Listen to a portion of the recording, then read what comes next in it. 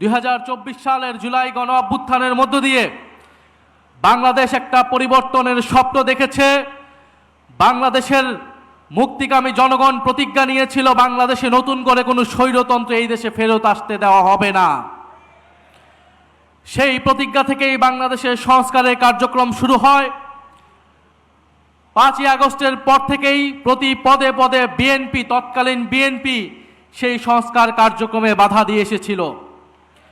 একটা পর্যায়ে তারা বাধ্য হয়ে ঐক্যমত কমিশনে আসে, কিন্তু ঐক্যমত কমিশনে এসেও প্রত্যেকটা গুরুত্বপূর্ণ সংস্কারে তারা নোট অফ ডিসেন্ট, অর্থাৎ তাদের বাধা, তাদের অসম্মতি তারা জানিয়ে এসেছে। সবশেষে তারা গণভোটের জনগণের চাপে, সেই সময়ে রাজনৈতিক বাস্তবতার চাপে তারা গণভোটে রাজি হলেও আমরা দেখতে পেলাম যে নির্বাচনের পরপর তারা গণভোটকে অস্বীকার করা শুরু করেছে।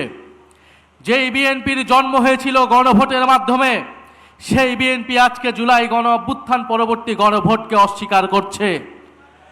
পারতপক্ষে বিএনপি তার অস্তিত্বকেই অস্বীকার করতে শুরু করে দিয়েছে। আমরা খুব স্পষ্টভাবে বলতে চাই, বাংলাদেশের প্রত্যেকটি প্রতিষ্ঠানকে নতুন করে যে বিএনপি দলীয়করণ করছে, এটা আওয়ামী লীগের পথেই বিএনপি বাংলাদেশকে এগিয়ে নিয়ে যাচ্ছে।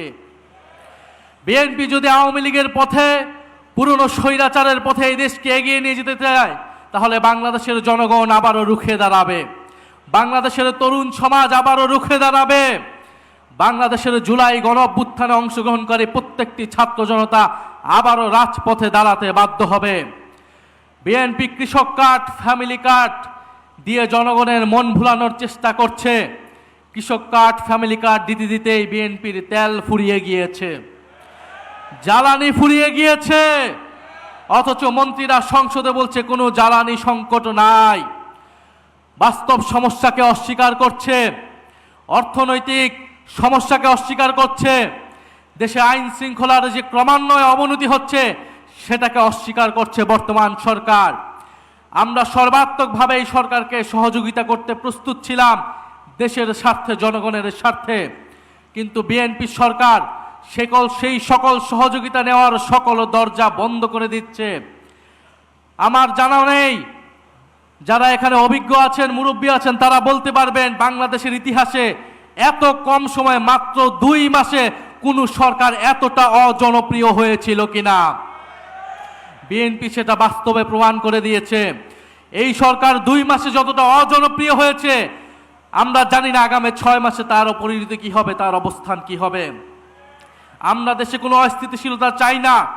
আমাদের দাবি একটাই, গণভোটের গণরায় বাস্তবায়ন করে জুলাই গণ অভ্যুত্থানকে প্রকৃত সম্মান দেওয়া, জুলাই শহীদ পরিবারকে প্রকৃত সম্মান দেওয়া, আহত যোদ্ধাদের প্রকৃত সম্মান দেওয়া।